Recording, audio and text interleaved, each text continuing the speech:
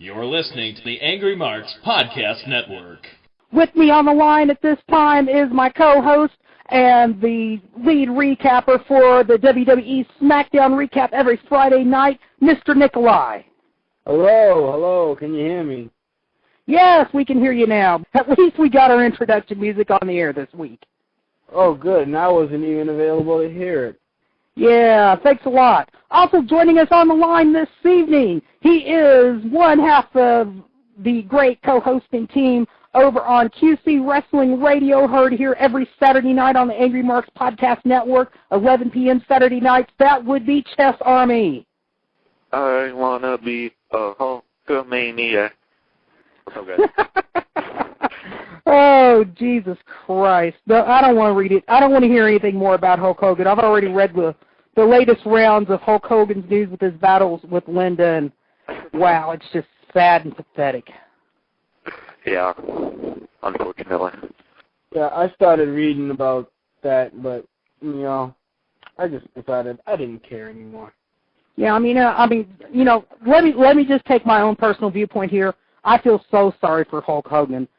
You thought that maybe the Hulkster and his wife Linda had a great relationship, and maybe they did. Maybe they have had a great relationship over the years, and maybe things have just recently fallen apart. But, God, she is such a whore these days. Yeah. It's sad. Her own daughter won't even stick up for her. How sad is that? I honestly haven't kept up with the whole Hogan thing for a long time now, so I have no idea what's going on. Well, basically, lately they've been in court Hogan is trying to lower his alimony payments that he has to pay Linda, because right now he's paying her like $40,000 a month. God. Damn. Wow. Because when the divorces happen, whoever in the separation, and it usually ends up being the wife, there's an expectation that there's a compensation for the departing spouse to continue living the lifestyle they've always lived. And Hulk Hogan is basically arguing $40,000 is excessive because all she does is fucking blow her money on bullshit that she doesn't need in order to live, and she buys drugs for herself and her 19-year-old boyfriend. And today in court, they actually brought in her hairdresser and other individuals who personally know Linda who testified to this fact. That basically she is a coke-snorting whore, and that's where all Hulk Hogan's money's going. And she's a prima donna, and she's high maintenance, and she expects everything to come to her just based on her marriage with Hulk Hogan. She's had everything. She's had, the money handed to her and all that other stuff, and she expects more money. What do you expect? Yeah, Jesus Christ, you know what? Get a job. That's what I say. Get a fucking job. Right. Oh, Christ. So, this week in wrestling, unfortunately, weekend kind of started bad as we had the unfortunate passing of Misawa Misawa in the ring, actual in-ring death. Officially, there's no autopsy that's going to be released to the public at the family's request, but the initial guess was that it was a heart attack, but there is now some word leaking that it was actually a spinal cord injury from Misawa taking that backdrop. Hey, Kev, I was kind of wondering, with the accident that happened to Misawa, do you think that the Japanese wrestling promotions are going to start banning some moves just to make things a little safe, kind of like what WWE is doing? You know what? That would honestly be a better question to ask Kid Zombie or Joshy Robb from Rubber Guard Radio, because they're more plugged into that scene. But just from my own casual observation, I don't think that there would be any change because basically all Misawa did was just take a backdrop. I mean, that's a pretty basic wrestling move. It's not really high risk. I would say it was not the move so much that did him in, but maybe more the fact that, he was 46 years old, he was overweight, he had a lot of health issues, and, he wrestled strong style for almost 20 years. So that I think played a lot more into it than the fact of the type of move that he hit. But I think that does kind of go back to the fact that for in professional wrestling, even moves, even basic moves, that you can practice all your life, just that in itself can still be dangerous.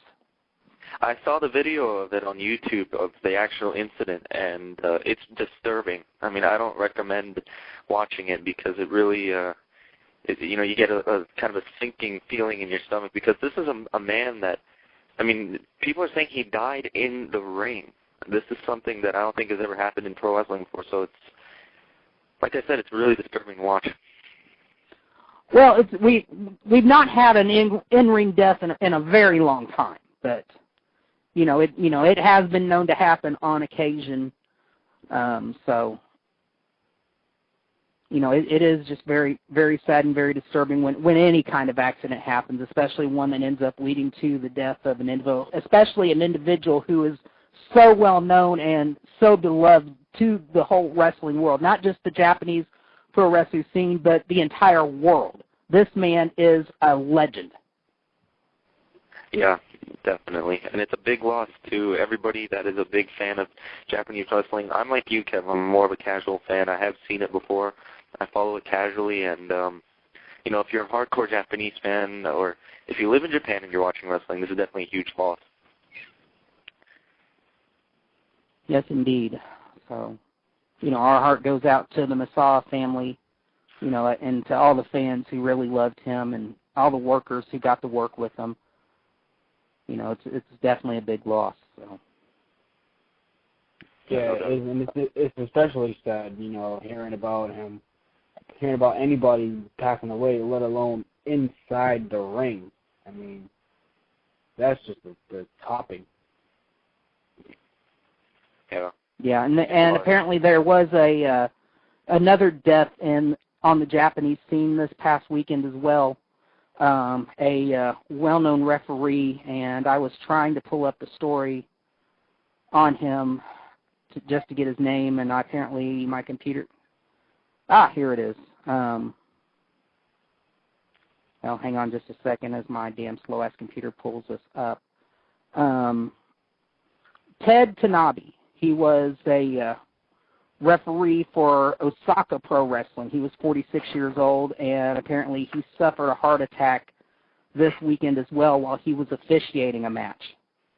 Wow. So, yeah, that's very damn strange, interesting news. And also this past weekend, Go Shizaki won the Global Honored Crown Championship, defeating Kakashi Rikio at Pro Wrestling Noah this past weekend as well. So that's a couple more news stories coming out of Japan this past weekend. Wow. I'm speechless. Yeah, Well, kind of interesting. So I'm a fan of Go Shiozaki. I've seen his work in Ring of Honor, and I'm happy for him. Yeah, the wrestling world does carry on,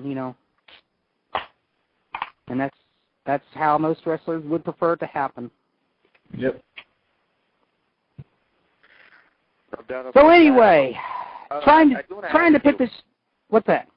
Kev, I wanted to ask you real quick. Did you see the blog that Mr. Kennedy posted? No, I really don't have anything interesting. I don't care about Ken Kennedy personally, so he's not a wrestler that appeals to me either as a character really or as an individual. I ain't got that much interest in him. I think he did a very good job of defending his case.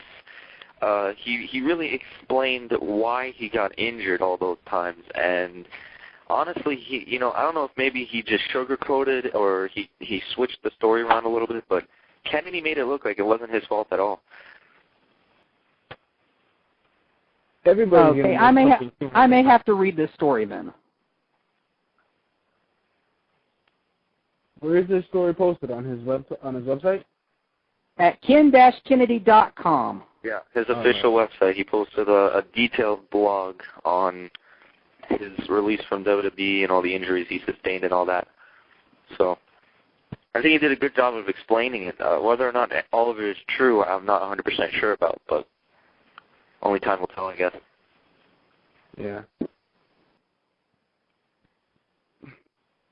So, yeah, I may have to read that in a little bit. I ain't going to cover it right now because, I really just don't care that much about the man. Let's see. Let's find something better to talk about, or maybe worse to talk about. The big news coming on Monday Night Raw.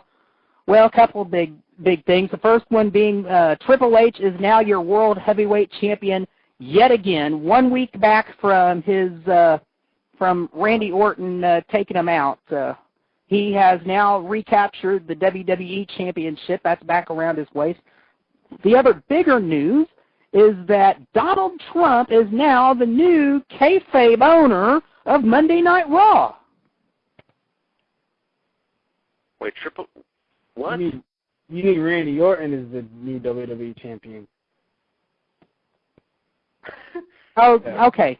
So fuck me. My brain just went and completely took a shit. Triple H is the #1 contender. That's right. Oh God! And the sad thing is, I recapped that fucking show too. Oh God, I hate this damn show. I hate this. I hate this fucking show. Yeah, in 3 hours. Fuck myself. Don't just stay calm, Kev. It's all right. Take it off.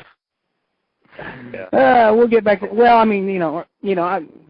Yeah. Well, regardless, there is a new WWE champion, and it is Randy Orton, who lost the title 8 days ago at the Extreme Rules pay-per-view because Batista beat him, and then was injured enough to relinquish the title the next night on Raw. So there really was no point to take it off Orton unless they just want to say Batista is a former WWE champion and not only a world champion. That aside, it really makes no sense to have Orton lose the title just to get it back 8 days later on a default, basically. And there is no point to have Triple H be your new #1 contender because we've already seen that over and over again. As soon as it was announced there was a battle royal for the #1 contendership, it was obvious to everyone that it was going to be Triple H. So there really was no need for the damn battle royal. I can justify Batista winning the WWE Championship. I'm going to try to, at least. The way I see it, what they wanted to do was have a clean finish in the steel cage match. And I think they didn't want Batista losing cleanly to Randy Orton because it seems like every time Batista gets the world title shot, he loses. So they actually wanted him to go over finally, and that's why he won the WWE title. And then, of course, he was injured, so they did that angle to write him off TV on Monday Night Raw, and then everything happened on the 3-hour show to give Orton the title back. But I think the only reason he won the title for that one night is just so he can finally win a match cleanly against Orton for the championship. Yeah, but here's my problem with it. He'd been wrestling injured for 3 weeks, and WWE knew it. Yeah. So, one, why would you jeopardize somebody's health by continuing to work them in matches? 2, put them in a pay-per-view match in a steel cage for the title, knowing that they could not continue to defend that title. Well, Triple H was out selling that the kayfabe injury that because Orton punted him. Who else could they bring in to replace Batista? Raw's roster is stretched so thin right now, especially the main event scene, that they really had no choice. They could have done it the exact same way that it ended up. They could have done it right there in the cage. Orton could have injured Batista in the cage, use the cage as a weapon, completely tear that arm out, get the victory. The next night on Raw, make the announcement: Batista's shoulder, has been injured. He's gonna be out another 4 months. Simple. Randy Orton is still your champion. Who's next to step up? Triple H comes back. Maybe they didn't want Orton to get his heat back after the match, which is retarded. It's really it seems like it doesn't matter who is champion. I think to them it's starting to matter who becomes champion. We've discussed this in the chat room while the show was going on. It's not the fact that someone is the champion. It's how many times they're champion. I mean, with Orton losing the title at the pay-per-view and then winning it back last night on Raw, they can now say he's a 5-time champion. So it really doesn't matter anymore because the belts have been hot-shotted so many times. It's getting harder to lose track of who is champion and how long. I mean, it doesn't even matter how long someone's champion anymore. It just seems like it matters how many times they're champion. I mean, well, you know what? To me, it doesn't so much matter how many times the person has been a champion. It doesn't even matter to me so much how long they've been champion. What matters to me is if the person wearing the title belt is relevant to the wrestling scene these days. So I don't have a problem necessarily with Triple H holding the title. I don't have a problem with Orton or Cena holding the title. I don't care if they hot-shot it back between each other a dozen times or if somebody holds on to it for a year. All I really care about is, does it matter? What is the point of having the title on the person? If you can make that relevant to wrestling right now, then fine. I'm all for it. But right now, the title picture is just muddy. It's irrelevant because there's way too many personal issues going on between Randy Orton and Triple H and John Cena and Cena and Orton and Big Show and all that. There's too many personal issues for that title to be worth a damn. You know what? And if the title, with all that going on, if the title is not going to be the focus, then put the damn title in the background and just let these guys go at it. Let their personal issues put the asses in the seats. Well, this is when I think personal issues shouldn't even involve the title. I mean, you have Cena and Big Show and Miz getting involved in both of them, having problems with both Cena and Show. You also have Triple H having his problem with Randy Orton, and their feud stems from months ago with the attack on the family. It had nothing to do, especially around WrestleMania, it had nothing to do with the focus of wanting to be champion. It's more wanting to hurt the other guy. So with all these men focusing on wanting to hurt each other, why not put the title on someone who is there to be champion? That's what my problem is. My problem isn't how many times someone is a champion or who is the current champion. My problem is why is the champion not focusing on being the champion and just having feuds revolve around I want what you have, and that's the championship title, and not the fact that I want to hurt you and put you out of your misery and put you out of action. That's what my problem is. Last week, even though it doesn't matter, MVP said he wants to be part of the main event title picture, and he wants to throw his name in a hat, but that hat is too small to carry all the names of Randy Orton, Triple H, Cena, Big Show, and maybe Batista. They're using a little hat. They're acting like there is no room for MVP. Even if they don't feel MVP is a good enough wrestler to hold the championship, they should at least get him a title shot. That's what's irritating me about any title right now, except for ECW, because they actually put it on Jack Swagger, who actually won the title 4 months into his ECW time. But I don't know. That's what's bothering me. They're not focusing on trying to be champion. They're just focusing on hurting each other. That's what's pissing me off. What I like about the world title and the ECW title is at least the feuds are about the championships themselves. Yeah, that's my point. I mean, you have Edge and Jeff Hardy focusing on. Well, Edge is focusing on being the champion, but as staying the champion. Jeff Hardy is focused on being the champion, becoming the champion another time. And then at the pay-per-view, Jeff Hardy won, and CM Punk came down to cash in his briefcase to be the champion. And that's exactly what my point is. SmackDown and ECW are doing great. Jack Swagger is trying to go after Tommy Dreamer to be the champion. That's my problem with Raw. That is my problem with Raw. They are pissing me off week in, week out. And I haven't even gotten to the point of why I'm really pissed off about Raw. But just the fact that, you know, SmackDown and ECW is just on a whole nother level of being better than Raw is right now. Yeah, well, if you've got an opinion on this, you're listening to the show right now, you are free to call in. The switchboard is wide open right now. That's area code 347-637-2815. Again, open switchboard at this time. You can call in and give your opinion about this issue or any other issue. No holds barred, nothing held back, no BS, nothing. Call in and give us your opinion. You can also pop into the AngryMarks.com chat room. That's at AngryMarks.com/chat. And you can come in there and you can discuss the show or any other issues in the chat room anytime you want. Whether the show is on the air or not, feel free to join us. Kev, I have a question. What was the point of having The Miz hide in that Battle Royal and then get eliminated in 2 seconds? I think it was just a little bit of a swerve just to try to tease the fans.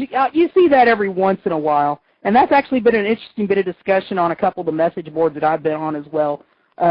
Surprisingly, there was a small minority of people who were ticked off because Miz was not able to eliminate John Cena and Triple H. They actually wanted Miz to end up being the top contender through that kind of chicanery. No, that's not going to work. Yeah, work.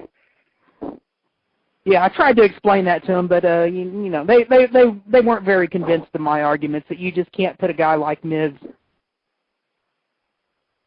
Although I was happy with Miz's promo from Raw because he said he was going to win the Battle Royal. You know, this is his words. He's saying he's going to go on and win the Battle Royal to become champion. That's what I like to see. You have the mid-carders trying to be champion. The people in the main event picture, they're not even focused on the damn title unless they're in a title match. And, you know, that shouldn't be the case. You have MVP and you have Miz.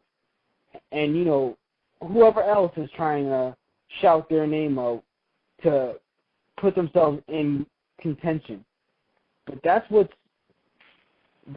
I like to see. You have MVP last week. You have the Miz this week, all wanting to be champion. And that's what you don't see out of the main eventers themselves. Unless they're in a feud. Yep, all very good points, all very good points. So, you know what, here, you know, something else that might end up pissing off a lot of people, I'm actually, in retrospect, not too pissed off about it. With Randy Orton winning the title last night, and then Triple H winning the Battle Royal, our new owner, Donald Trump, comes on the air at the end of the night to announce that we are not going to wait for the Bash pay-per-view to have that championship match between Triple H and Orton. We're doing it on Raw next week in a last man standing match.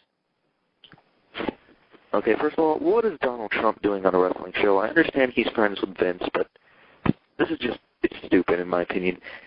Also, they're pretty much spoiling a pay-per-view match on live TV. That doesn't make very much sense. It isn't a smart booking strategy. It's going to hurt the Bash pay-per-view, in my opinion. So, overall, WWE, bad move here. This is the third last man standing match that we've seen between these two superstars. Obviously not a very smart booking strategy, like I said, and I just don't agree with it at all. Nikolai, what do you think about this? Man, I got like two separate rants on that right now. And none of it is about Trump. Because I actually think Trump, you know, kayfabe winning Raw is a good move, you know. It's definitely something different. I'm not really excited to see what Trump is, you know, what his role will be, because I doubt he's going to show up on the, you know, appear on the show too often. But, you know, they, as far as I know, they still don't have a general manager, and I don't even know if they're going to go with that route. But when it comes, like, my two problems with that is the first being last man standing match. And I've already gone on a separate rant on the Angry Marks podcast a couple of weeks ago about last man standing matches themselves. Bottom line, I hate last man standing matches. I hate them. They are the most frequent matches in the WWE at the moment. The last one we had was 2 months ago between John Cena and Edge. And that was good for what it was, but why do we need to see a last man standing match?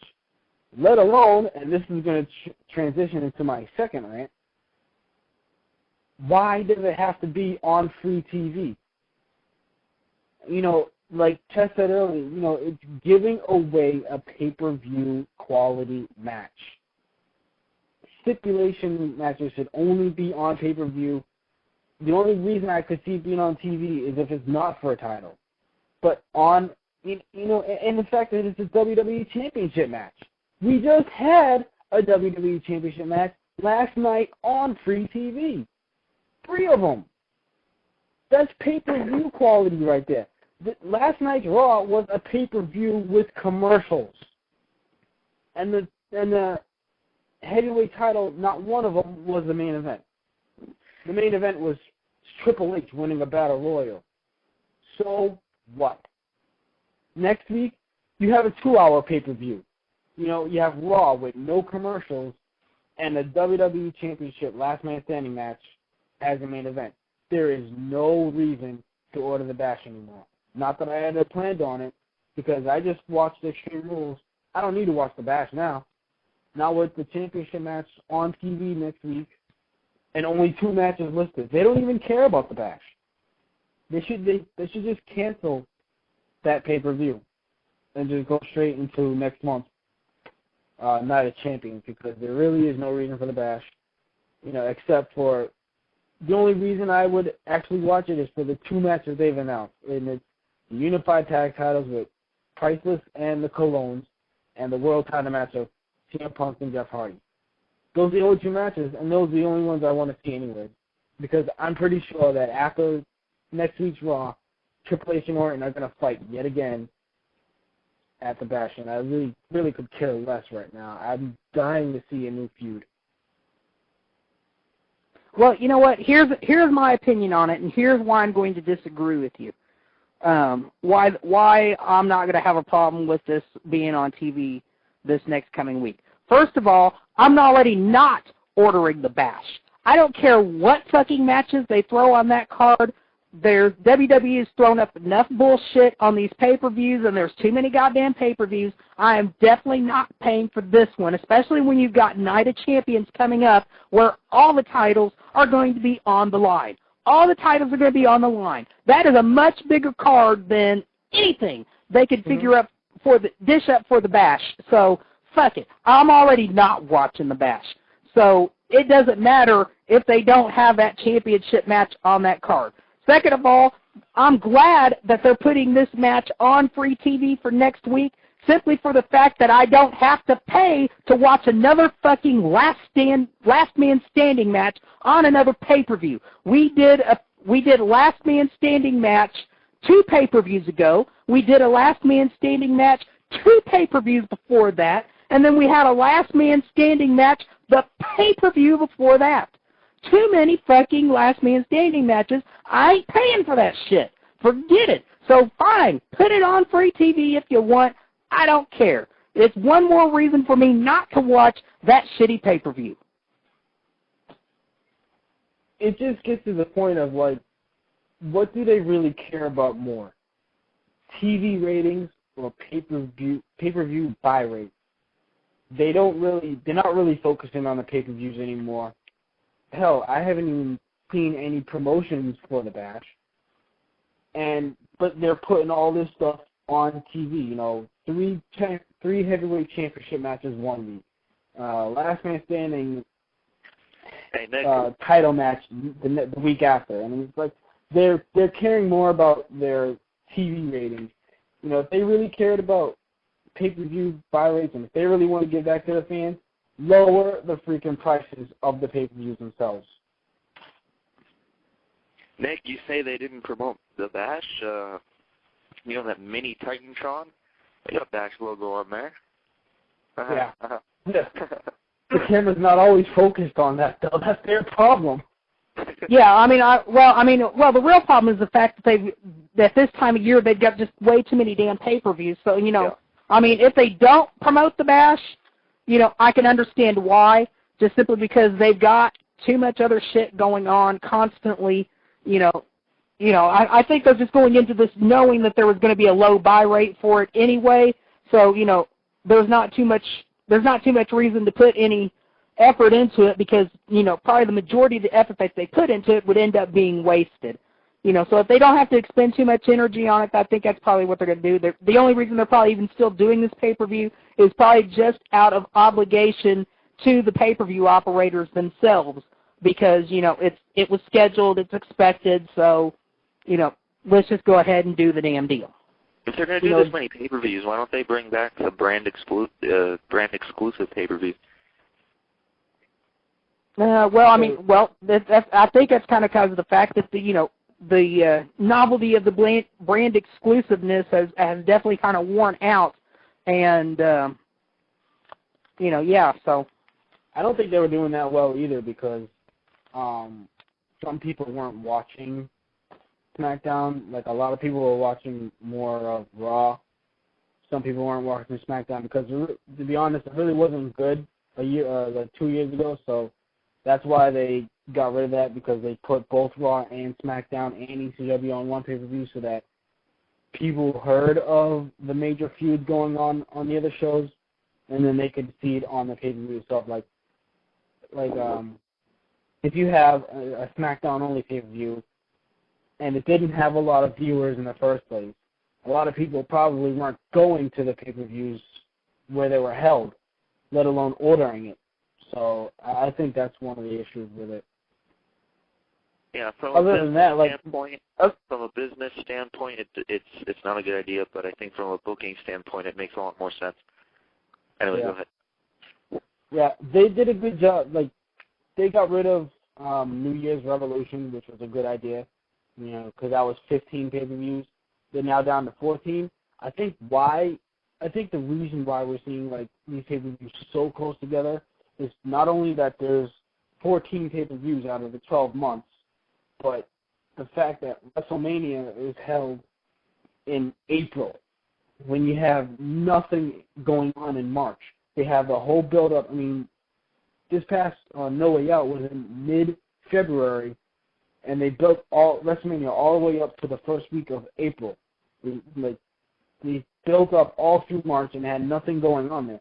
That's what I think the problem is because WrestleMania is so late that you have Backlash 3 weeks later, and then Judgment Day 3 weeks later, and Extreme Rules 3 weeks later, and now the Bash 3 weeks later.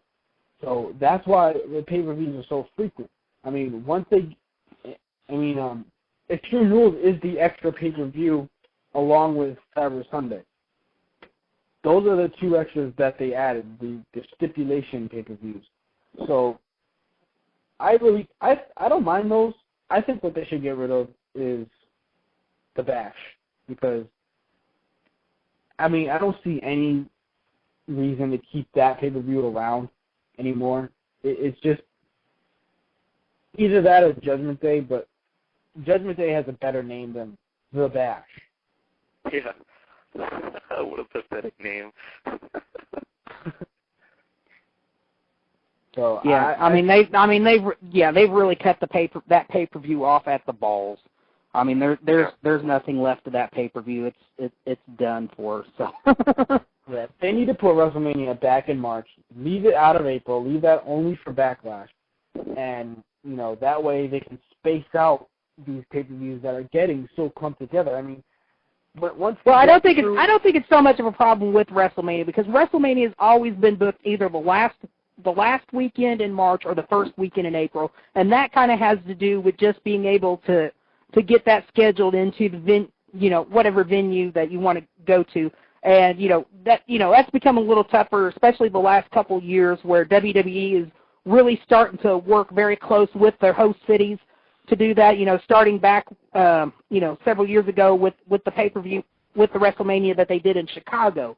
They started working real close with the city to try to integrate a bunch of things in and have things going all week long and make it a huge event for the city rather than just, another wrestling pay-per-view. It's a central attraction, so they kind of have to have some flexibility there, in that 2-week period to try to get that in to make sure that everybody's, all the arrangements are made and everybody can be on board and on the same page to make that a big successful event. Okay, well, that's fine, but if it's becoming a problem, then they should get rid of pay-per-views like the Bash because there's no special attraction for it. There's no reason to keep it around. It's cluttering up the calendar year, and I would think that this has a low buy rate out of all the others. Right. Yeah. I don't think most people are going to disagree with you or argue against you on that. WWE needs to call the herd here a little bit and get rid of a couple things. Hey, Kev, I was going to say, speaking of pay-per-views, we got a pay-per-view coming up this Sunday, the 7-year anniversary. Yes. Yeah. TNA Slammiversary.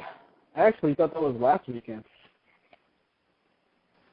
And I'm going to be ordering this pay-per-view, ladies and gentlemen, so that is a little bit of an update from your resident semi-TNA fan. I haven't been huge on them this year, but they're starting to improve.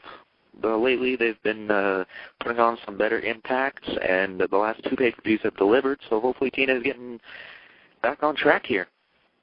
Well, maybe we could take this time out. Maybe we could take this time out, Justin. You can give us a little rundown of what's going on in TNA and the matches for the pay-per-view, including the feuds building up to it. Alrighty, well, the big feud heading into, well, not the big feud, but the big storyline they have going on right now is Samoa Joe wanting to take out the Main Event Mafia in an angle that they've been running for the past couple of weeks. Samoa Joe has vowed to completely destroy every member of the Mafia until he gets to Kurt Angle. So far, he's taken out Kevin Nash, Booker T, Scott Steiner. He still has Sting left to go, and then he will maybe get to Kurt Angle. Now, the big announcement they made for Slammiversary is there's going to be an X Division King of the Mountain match for the first time at the Slammiversary pay-per-view. This should be good, guys. What are your thoughts? Well, you know what? I think it's probably going to be a pretty good pay-per-view. One of the I've been a high praiser of TNA, especially a lot of people are not very high on TNA, but I've been high on TNA for the last year. I think they have earned a good reputation of developing good, decent pay-per-views that are more than likely worth paying for in most instances, even if Impact week in and week out is a mix between a clusterfuck and good booking. Pretty much the pay-per-views kind of have operated almost in their own sphere as far as the matches. They don't. Sometimes there's not a lot of great build-up for a pay-per-view going into it, but the pay-per-view itself, once you actually sit down and watch it, it starts out usually with a good solid match. There might be one really bad match in there, or just one that just doesn't click. It just kind of always seems to be the case with TNA. And then the one thing that frustrates me, but it's still not all that bad, is usually the main event. The wrestling match will be good, but there's something that happens in the end, a swerve, clusterfuck, dusty finish, whatever you want to call it, some kind of weird, bizarre ending to the match that just makes you want to pull your hair out and like, okay, we watched 15, 20 minutes of great wrestling for this ending? What the fuck? Yeah. I know what you mean. I've been through that countless times with this promotion, but I guess you got to learn to forgive and forget when it comes to TNA. But I don't know. I mean, I think this is going to be a great pay-per-view. I think TNA is going to deliver. They usually do when they have their big pay-per-views like this. 2 King of the Mountain matches, some people probably think, oh, my God, that's overkill. But WWE pulled it off with No Way Out. I mean, what they have, like 2 elimination chambers. So I think TNA can do the same here with the King of the Mountain. Yeah, I'm going to go on. Go. Go ahead, Nikolai. I was going to say, I think the X Division King of the Mountain match will deliver, and like Kev mentioned, the main event, there's going to be some kind of debauchery going on, because for the past, 3 or 4 pay-per-views that I've actually paid attention to, the main event has always had some sort of a wacky finish with some wacky stipulation and clusterfuck results. Yes. And the card right now, all I know is Shane Douglas versus Daniels in a one-on-one match to, if Douglas beats Daniels, then Douglas will get Daniels' spot on the TNA roster. So yeah. I don't know. What do you guys think of this? Okay, there's that right there. That's your match the fans aren't going to care about. It's going to be fucked up. It's going to be complete bullshit. Who gives a fuck about Shane Douglas anymore? Like I said, I mentioned this either on here last week or on Rubber Guard Radio last Wednesday night. I can't remember which, but nobody gives a fuck about Shane Douglas anymore. He's past his prime. He had his great run in TNA. That should have been the end of it. I don't like him pulling Shane Douglas in. He's done nothing but, whine, bitch, and moan like a spoiled brat. Nobody gives a fuck, especially not me. So they better hope to God that they pull out like a 3.5 or 4-star wrestling match here, because that's going to be the only way that's going to prevent me from making this my piss break match. Kev, what's kind of ironic is about what you said earlier, that you like TNA. I remember back in the early days in the Angry Marks podcast, you fucking hated TNA. Well, at that time, it was because of the fact that at the time when we started the Angry Marks podcast, this is back around the end of 2006. At that point, TNA had moved from the weekly pay-per-views to doing the shows on Fox Sports Net, and had just landed their deal with I can't remember if they just landed a deal with Spike TV, but they were on regular TV now every week instead of doing the weekly pay-per-views, and things had just really gone downhill very, very bad, in my opinion and Steve's opinion, because we were very much of a fan of the weekly pay-per-views, the way they did it. Honestly, it was basically like watching a good house show, on TV every week. You always had a good seat. Paying $10 for that pay-per-view, was no different than going to a house show and paying $8 or $10, except you didn't have to deal with the parking. You didn't have to deal with overpriced beer and snacks, and there was not a bad seat in the house because it was in your house. So, that was always a great deal. And the wrestling matches were great. They always had good indie workers that they were bringing in. The talent that they were developing themselves was, homegrown.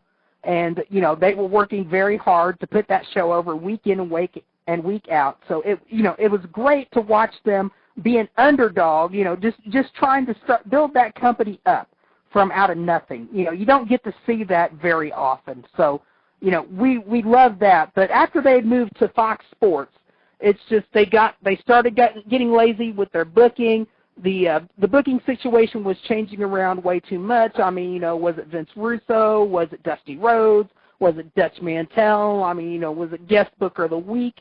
And the matches and the storylines just weren't compelling, and that's what pissed us off about TNA. It's not that we hated TNA. It's just that we knew TNA could do way better than what they were doing. Yeah, fair enough. I agree with you on that, definitely. So it's so at least in my opinion, it got to the point where Stevie J, who was doing the TNA Impact recaps, quit doing them out of protest. He said, "That's it. I've had enough of this shit." And we went for 3 or 4 months where we did not recap TNA Impact, because Stevie J refused to do it, and it was never on at a time. At Friday 4 p.m. I was still at work, so I couldn't recap it either. I probably would have if I was available, just to carry that torch. But thankfully we found somebody who was interested in in recapping those shows, and he's done a very good job at doing that ever since. So. Yeah, and it's good that you guys found him, because I definitely would not be a very happy panda if Impact wasn't recapped on AngryMarks.com. Back to the Slammiversary pay-per-view, I just wanted to ask you guys, what do you think of the King of the Mountain main event for the world title? Samoa Joe versus Kurt Angle versus Mick Foley versus AJ Styles versus Jeff Jarrett. And yes, I memorized it. What can I say? Anyway, what do you guys think? Nikolai, why don't you take this one first? Well, I don't know about you guys, but I'm pretty sick of seeing Mick Foley as the champion. I mean, not only that, but the TNA Impact show has turned into the Mick Foley, Jeff Jarrett, and Jeremy Borash show. I mean, if I didn't know any better, I would swear Jeremy Borash was involved in the King of the Mountain match, because they've all I've been seeing on TV. I mean, I haven't really heard anything from AJ about his thoughts on King of the Mountain. I haven't heard anything on Kurt Angle about his thoughts. I mean, he's focused on trying to stay away from Samoa Joe. Angle's been silent. Huh? I said Angle's been silent lately. Yeah, he has, because he has no more leadership role in Main Event Mafia, so now he's become a mute. Yeah. But other than that, who's the fifth man? I mean, who's the fifth man? Jarrett, Foley. Jeff Jarrett? Jarrett, Foley, AJ, Angle. Joe. Oh. See, that one slipped my mind, because I didn't even know Joe was in. Oh yeah. He won the cage match. Yeah. I haven't heard him say anything about the match either. I mean, he's been focusing on taking out the Mafia. Yeah. I mean, God damn it! This is a title match. This is exactly my problem, and I wasn't even thinking about it until now. This is a title match. Focus on the title. Well, at least Mick Foley is focused on the title. He's focused on trying to get TNA to pass a rule where he only has to defend it once a year. That is why I'm sick of Foley being the champion. Because that will be boring TV, watching Mick Foley come out the ring, sit in his office, have Jeremy Borash stick his butt-nugget microphone in his face every single segment, talk about something stupid, make a wacky, corny joke. I'm done. I'm done with Foley, period. I mean, yeah, kudos to him for landing a new job in TNA. Kudos to him for landing a leadership role as executive shareholder, whatever the hell that means. And kudos to him for being the heavyweight champion. But you know what? I'm sick of seeing him. I'd rather see Jeff Jarrett. Yeah, you know what? Honestly, I would have to agree with you. This is kind of the thing I was kind of afraid of when they put that title on Foley. That as I said, when they put it on him, if they kept that title on him for a month and hot-shotted it off to somebody else, yeah, I'd be okay with that, not a problem. Mm-hmm. But Foley is now champion for 2 months, getting ready to go on 3 months, and he's not done a damn thing for that title picture at all. He's in fact, he's doing the exact opposite of fighting. He's hiding with it. And in a way it makes TNA look bad, in my opinion. So, I mean, I've got all this respect in the world for Mick Foley, and if I knew him in person for real and got to work with him, I could understand, how hard it would be to tell, a legend, one of the big draws in professional wrestling, no, I don't think you should have a title. That would be very hard for me to do if I had a personal relationship with Mick Foley. I understand, because, how are you really going to tell Mick Foley, no, you can't have a title? I mean, what the fuck? I mean, how are you really going to do that? But, I mean, thankfully I can sit here from a more outside perspective and say, and just see, how this is, starting to become a bad situation. If they don't get this title off of them in this pay-per-view, things are going to get ugly. Oh, they will. They will. Angle's probably going to end up winning the King of the Mountain. I just wanted to say real quick that say what you want about Mick Foley, his world title run, even him as a wrestler in TNA.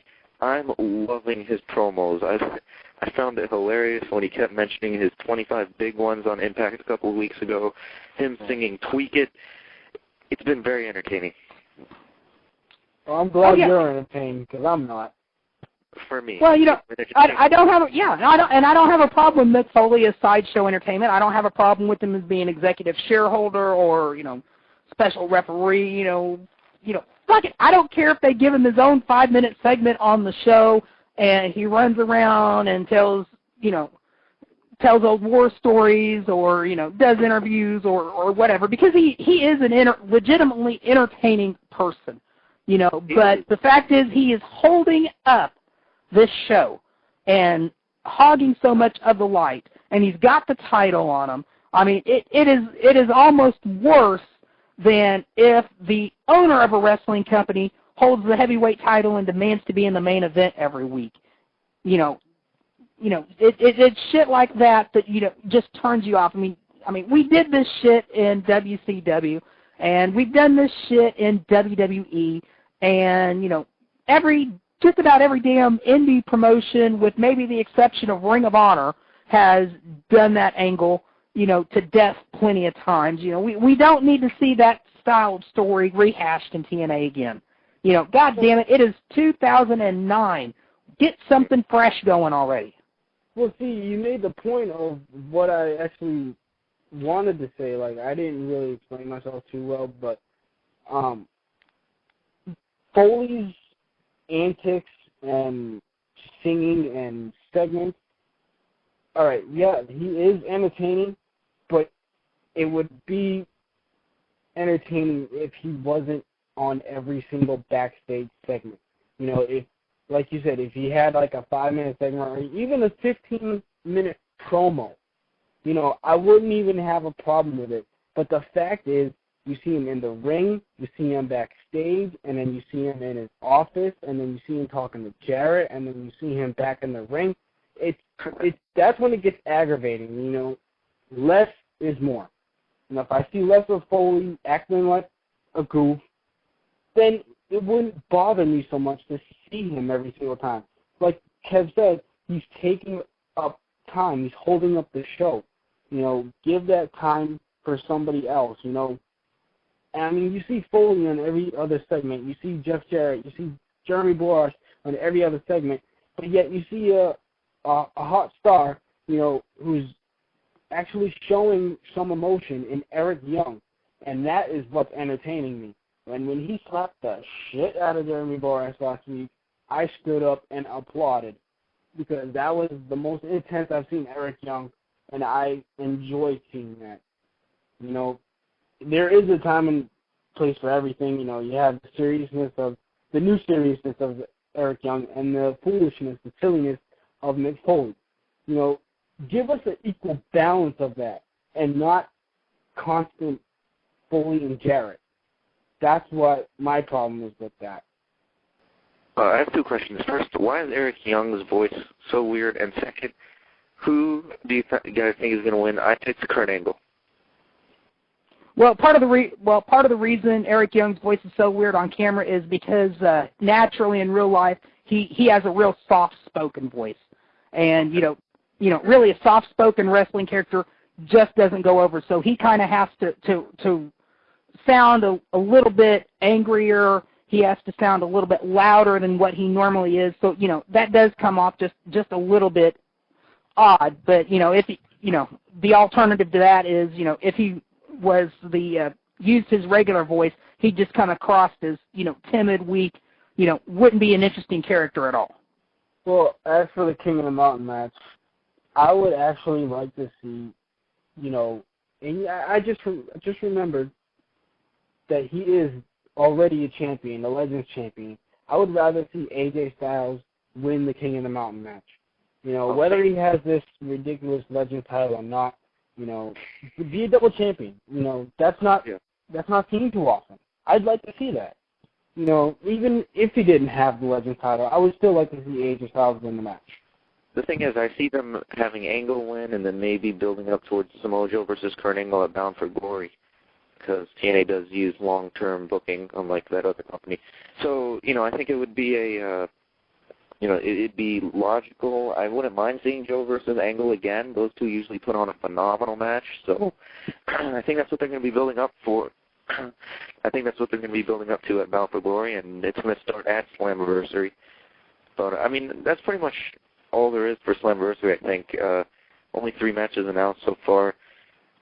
Really? So, yeah. I think there's only 3 matches. There is Impact this Thursday night, so I'm sure they'll announce some more, but those are the only 3 matches I know of. But like I said, this should be a great show, and I definitely will order it. TNA's 7-year anniversary. It's going to be in that huge arena in Detroit, biggest arena TNA's ever been in. So this is definitely going to be a pay-per-view. If you've been a TNA wrestling fan since the beginning, or even if you just turned into a TNA wrestling fan now, I think this is a pay-per-view that you have to see just because it's going to be something monumental for this promotion. Pay-per-views have always been good for TNA. It's just the backstage segments I can't take anymore. That's why I'm glad for the pay-per-views, because there's so less of them. But they do put on great matches and great pay-per-views. It's just the endings that act so weird and just come off as, huh? But the fact that Slammiversary, you said it's in Detroit, how much you want to bet Machine Guns are going to be heavily involved in that? Yeah, well, the Guns are going to be in that X Division King of the Mountain, so I'm sure they're going to tear the house down in that match. All righty. Well, we got 1 more minute left in the show, and I think that's going to wrap up things, all that for this week. So we'll start with Chess Army here. Any departing thoughts for tonight? Yeah, it was definitely a great show. I love the freedom that this show brings without really any set topics. We can just come on here, shoot the shit, talk some wrestling. I really like the format. You guys have a great thing going, and I think this is going to be a phenomenal show. Just give it a couple of weeks, get the name out there, and this has a lot of potential, guys. All right. Well, thank you. I appreciate that. And, that, ladies and gentlemen, that is Chess Army. You can listen to him every Saturday night at 11 p.m.